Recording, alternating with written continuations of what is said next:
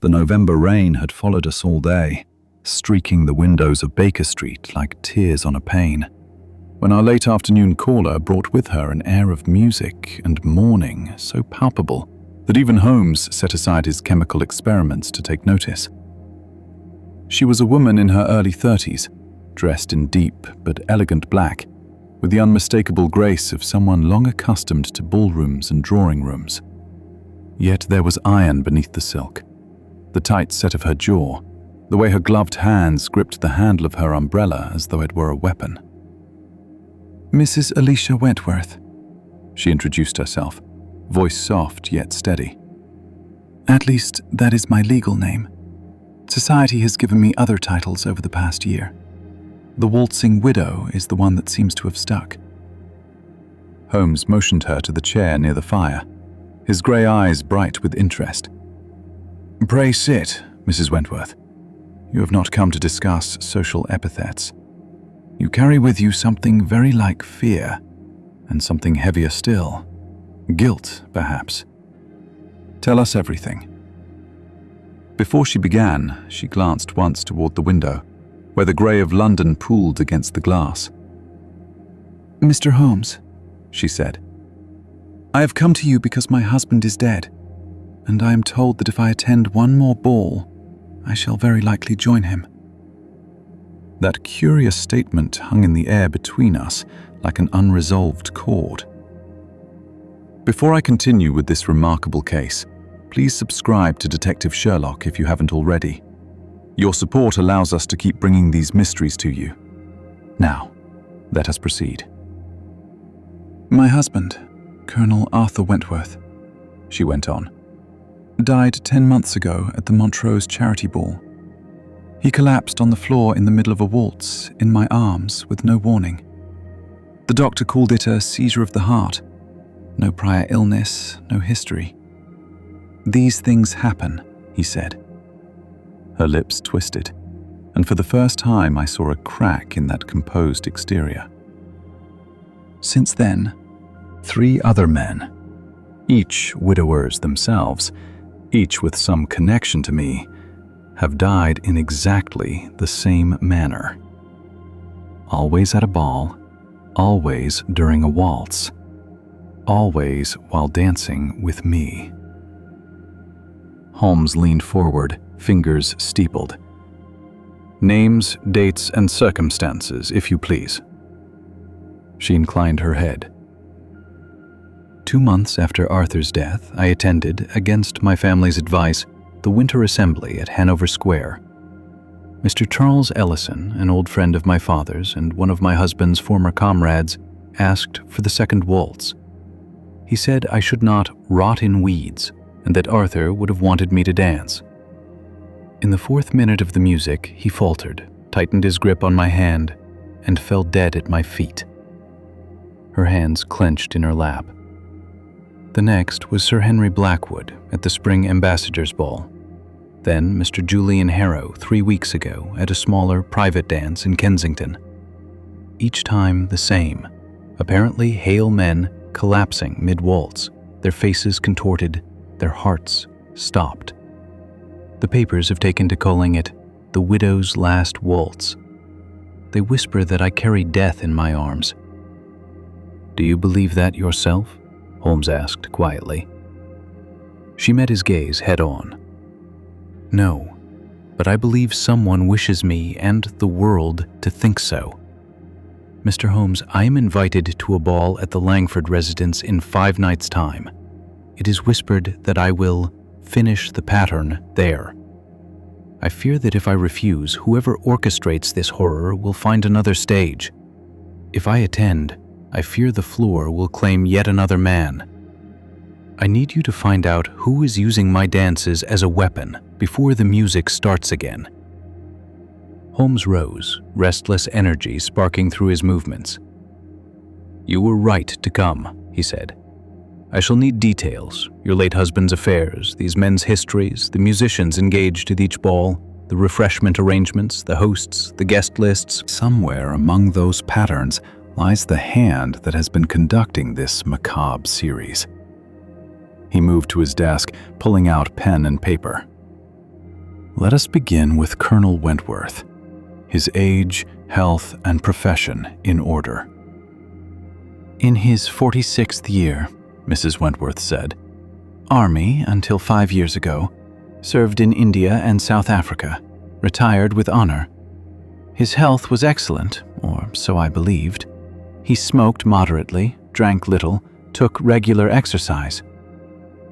And his enemies? She hesitated.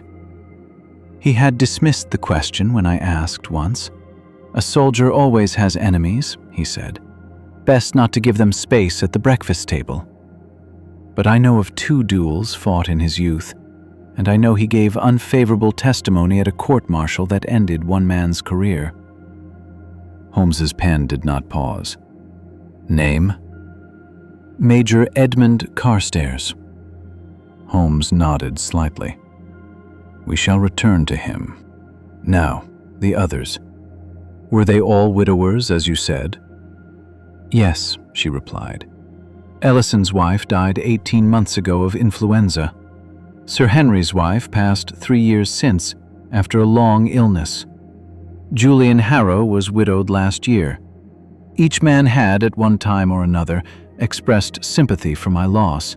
Each had danced with me, purely platonically, at 1 or 2 events before their deaths. Financial connections? Holmes asked. Did any of them share business with your husband or with each other? Arthur had invested in a colonial mining venture with Ellison, she said slowly. I know little of its details. Sir Henry was a trustee for a charitable fund Arthur supported. Julian Harrow was my late husband's solicitor. They moved, I suppose, in somewhat overlapping circles. Holmes's eyes closed for a moment, brows drawing together. And your own circumstances, Mrs. Wentworth, he asked.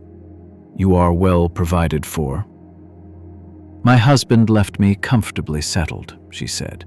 A townhouse in Kensington, an income from his investments, and a small estate in Surrey. I am not fabulously wealthy by certain standards, but I am in no want. And if you were to remarry? The greater part of my fortune would be settled on any children of that union, she said. Arthur insisted on that provision. The rest would remain under my control. Do you intend to remarry? A faint color rose in her cheeks. Given recent events, Mr. Holmes, I should think any gentleman who values his life will give my card a wide berth. Holmes's mouth twitched briefly. On the contrary, I suspect such a challenge will attract a certain kind of man. But let us not stray into prediction. We deal in facts. Next, the balls themselves, the orchestras, were they the same? She shook her head. No. The Montrose Ball engaged the Viennese orchestra that frequently plays there. The Assembly used Mr. Hartley's London ensemble. The ambassador had a military band. Lady Ascot, who hosted the last dance, hired a small private string group. Different leaders, different musicians. Yet the same waltz at some point, Holmes mused. You recall which? She nodded. Arthur's favorite, the Waltz of Spring. He danced it with me the first night we met. Each of the men who died chose it, unprompted. For old time's sake, Ellison said. Sir Henry claimed it reminded him of his late wife. Julian said nothing, but when the opening bars began, I felt as if I were trapped in some ghastly repetition. Holmes's grip on his pen tightened. The same music, the same partner, the same result, yet 4 different bands. Curious indeed. For the next 3 days, Holmes immersed himself in London's world of ballrooms and gossip. He visited the Montrose, Hanover Square rooms, the ambassadorial residence, and Lady Ascot's house, tracing the arrangements for musicians, refreshments, and guest lists. He combed through newspapers, noting who had been present, who had left early, who had arrived late. He spoke with band leaders, footmen, cloakroom attendants, and butlers.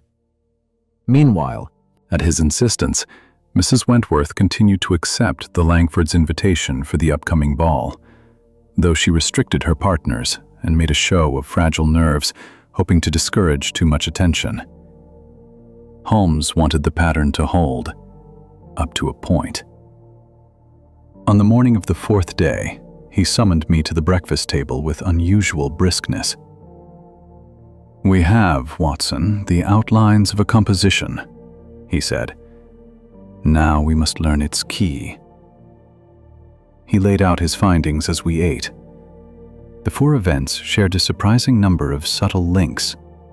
All four had been catered in some capacity by the same small firm, Fenwick & Sons, who provided wines and punch bowls. At each, a particular footman, hired through a domestic agency, had served in the main ballroom. At each, a certain gentleman had been present, Major Edmund Carstairs, the former officer whose career had been ruined by Colonel Wentworth's testimony. "Carstairs never danced with Mrs. Wentworth," Holmes said. "Never danced at all, in fact. But he was always there, watching, close enough to observe, far enough to be forgotten in the general press of society." "And Fenwick's?" I asked. "A reputable concern," Holmes replied. "But their records show an odd pattern. At the four balls in question, a particular junior clerk handled the special orders, punch, cordials, and certain wines decanted privately. That same clerk has, in the past year, left their employment under a cloud. Officially, he emigrated. Unofficially, there are hints of missing funds." "And the footman?" I said. "A man calling himself James Little," Holmes said. "Engaged through a domestic agency under excellent references. Those references, upon examination, proved to be forgeries. Little left London the day after Julian Harrow's death. His last known contact? A letter delivered post restante to Carstairs' club." "It begins to look," I said slowly, "less like a curse and more like a conspiracy." "Precisely," Holmes said. "See how the elements weave together. A disgraced officer with reason to hate Wentworth, a solicitor, a trustee, and an investor, all tied to funds that, upon careful inspection, have been quietly drained over the past year. Each of the dead men had discovered irregularities, or were about to. Each had the opportunity to expose Carstairs. Instead, each died, in public, in a manner guaranteed to draw attention away from ledgers and toward legend." "The widow's last waltz," I said. "A perfect distraction." "Not perfect," Holmes said, "because whoever arranged it did not reckon with the statistical anomaly of 4 fit men dropping dead mid-dance in less than a year, all around the same woman. The pattern became too prominent. Whispers began. And Alicia Wentworth, rather than retreating into hysterical superstition, came to Baker Street." He rose. "The Langfords' ball is in 2 nights, Watson. Our killer believes he has one more movement to complete his symphony. We shall attend and see whether we can arrange a different ending." The Langford residence in Belgravia was all glitter and gilt that evening, its ballroom ceilings painted with frolicking cherubs who seemed blind to the very earthly tensions below. The chandeliers cast 1,000 lights over silk, satin, and polished boots. An orchestra in the gallery tuned and tested, snatches of familiar melodies drifting down. Mrs. Wentworth arrived somewhat late, on Holmes's advice, to ensure her entrance made an impression. Heads turned, fans fluttered. A ripple of whispered speculation ran around the room. She bore it with admirable poise, though I could see the strain in the tightness of her mouth. Holmes, disguised as a minor attaché with an unremarkable face and perfectly dreadful necktie, melted into the crowd with ease. I, playing the role of her physician cousin, remained closer, keeping a watchful eye. The evening's program was printed on small cards at each place: quadrilles, polkas, mazurkas, and there, in the third set, Waltz of Spring. "The trap is baited," Holmes murmured at my shoulder when I drew his attention to it. "Now let us see who approaches it." Approach it they did. Men circled Mrs. Wentworth cautiously, some with false gallantry, some with morbid curiosity. She declined most partners with a rueful smile and a reference to recent tragedies. Only when Sir Reginald Carr, an older gentleman of unassailable reputation, requested a later quadrille did she accept, on Holmes's nod. "Not the waltz," he had warned. "Under no circumstances the waltz. Whoever wishes to use you as instrument must be denied that particular tune." As the second set ended, the orchestra leader raised his baton for the next. The first strains of the Waltz of Spring floated out, sweet and lilting, a melody forever tainted in my mind by the image of men collapsing. No one came to claim Mrs. Wentworth's hand. That, too, had been arranged. Holmes had quietly spoken to half a dozen likely volunteers earlier, suggesting with subtle authority that diplomacy, or pathology, required restraint. Instead, something else happened. A figure detached itself from the far side of the room and moved toward us with deliberate slowness. Major Edmund Carstairs, his once handsome face lined by bitterness, his moustache clipped with military precision, his bearing rigid, stopped 2 paces away from Mrs. Wentworth and bowed. "Madam," he said, loud enough for those around to hear, "may I have the honor of the first waltz?" Holmes was suddenly at Mrs. Wentworth's other side, smiling as if at some innocent social encounter. "I regret," he said pleasantly, "that the lady is already engaged for this dance. To me." Without waiting for a response, he offered his arm. Mrs. Wentworth, catching his eye, laid her hand on it without a word. The murmur in the room rose, then subsided into avid curiosity as the great detective, for his name was known, even if his face that evening was not, led the cursed widow onto the floor. "If I drop dead, Watson," Holmes murmured as we passed, "you have my permission to be astonished." I watched, heart in my throat, as they joined the slowly turning couples. Holmes danced competently, if without flourish. Mrs. Wentworth moved with the easy grace of long practice. Around them, skirts swirled and tails flared. The waltz's familiar, treacherous melody flowed on. Nothing happened. Holmes completed the full length of the waltz, then bowed, returned Mrs. Wentworth to her chair, and resumed his perambulations as if nothing extraordinary had occurred. Carstairs' face, I noticed, had tightened almost imperceptibly. The failure of the expected pattern had made a fissure. Into that fissure, Holmes now drove his wedge. At the supper interval, while guests moved toward the buffet, he drifted, apparently aimless, toward the sideboard where punch was being ladled. The footman on duty, broad-shouldered, with a familiar set to his jaw, handled the cups with practiced efficiency. Holmes waited until the man's attention flickered toward the far door where Carstairs hovered. In that instant, Holmes's hand moved like lightning. He caught the footman's wrist just as the man's fingers dipped toward a small glass vial concealed beneath the folds of his livery. "Ah," Holmes said, voice light but eyes like ice. "And what vintage is this, my good fellow? An addition to the evening's cheer?"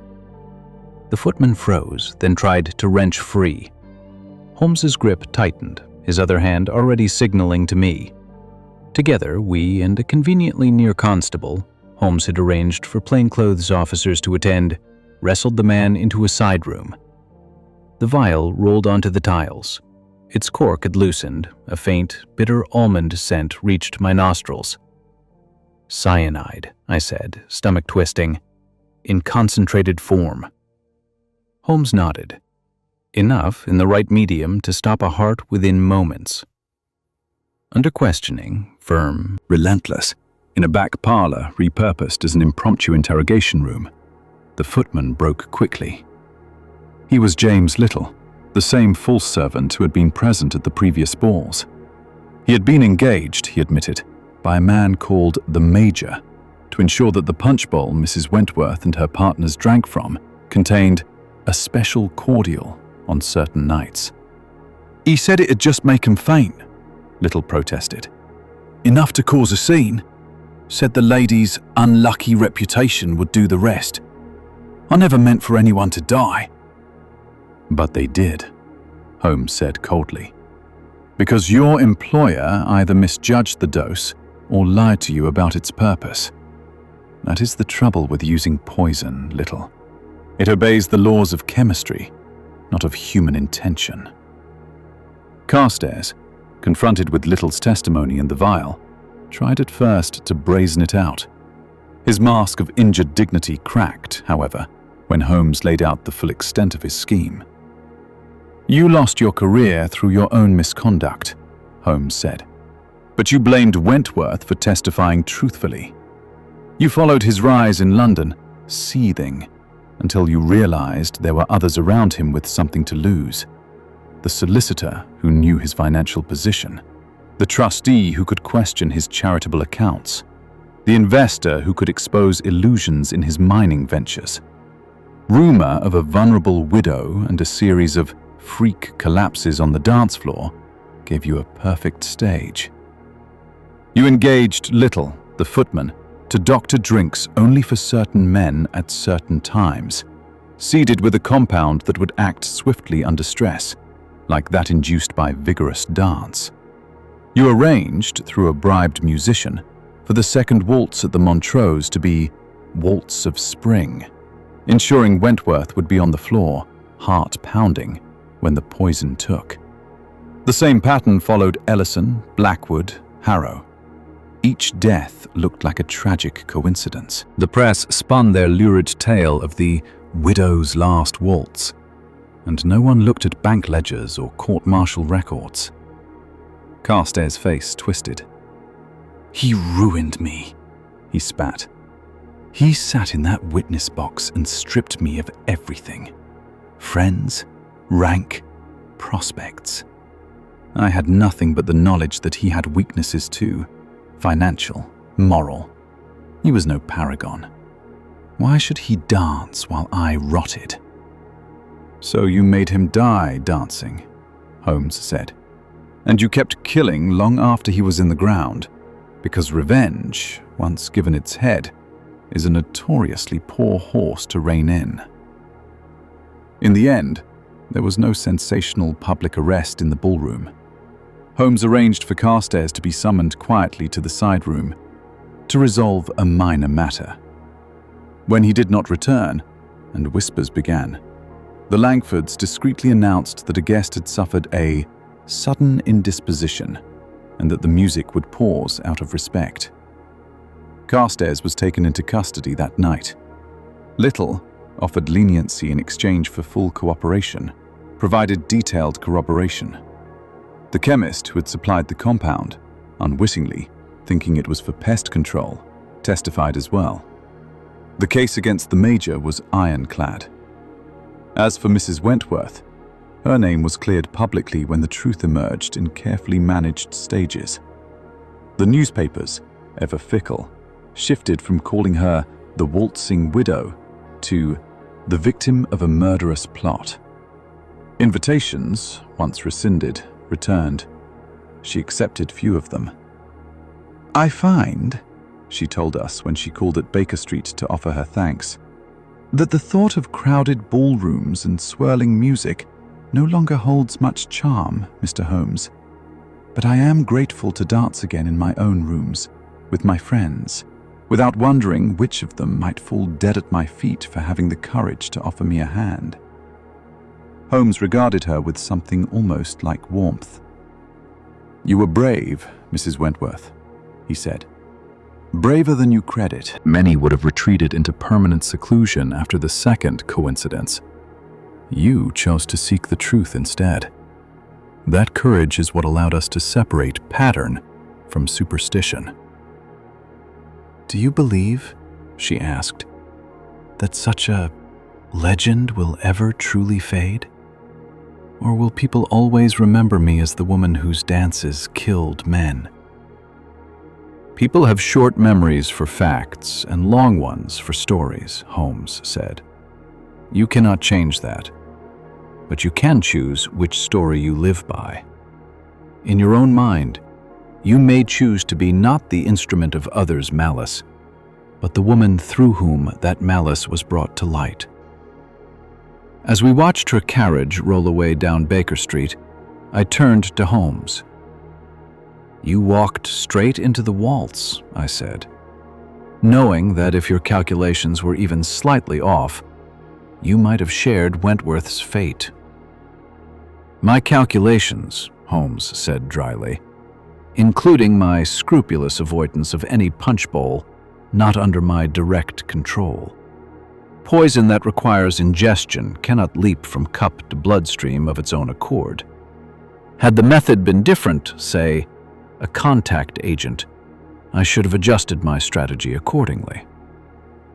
"You were certain then, before the Langford ball, what the method was?" "Certain enough," he replied. "The pattern of onset, the lack of prior heart symptoms, the particular exertion of the waltz compared to slower dances, all pointed to something that acted swiftly under stress. Add to that the presence of the same serving arrangements at each event and the same silent watcher at the edge of the floor, and one can deduce with reasonable confidence where the dagger lies, even if its blade is dissolved in wine instead of steel." The widow's last waltz entered my case notes as one of the more chilling examples of how easily society's rituals can be weaponized, how music and movement designed to celebrate life and beauty can be turned by a bitter mind and a clever hand into instruments of death. It also served as a reminder that when patterns emerge in tragedy, the explanation is more often design than destiny. "Curses," Holmes remarked to me once, some months later, as we passed a poster alluding to the case, "are merely crimes whose authors have found a way to remain unnamed. Name them, and the span is broken." In the Langfords' ballroom that night, beneath the glittering chandeliers and swirling skirts, we named a curse and found, as ever, that it was only a man in a badly fitting uniform of grievance and spite, armed with a vial and a melody. And Sherlock Holmes, who never learned to waltz with any real elegance, nonetheless managed to turn one last dance into the undoing of a killer.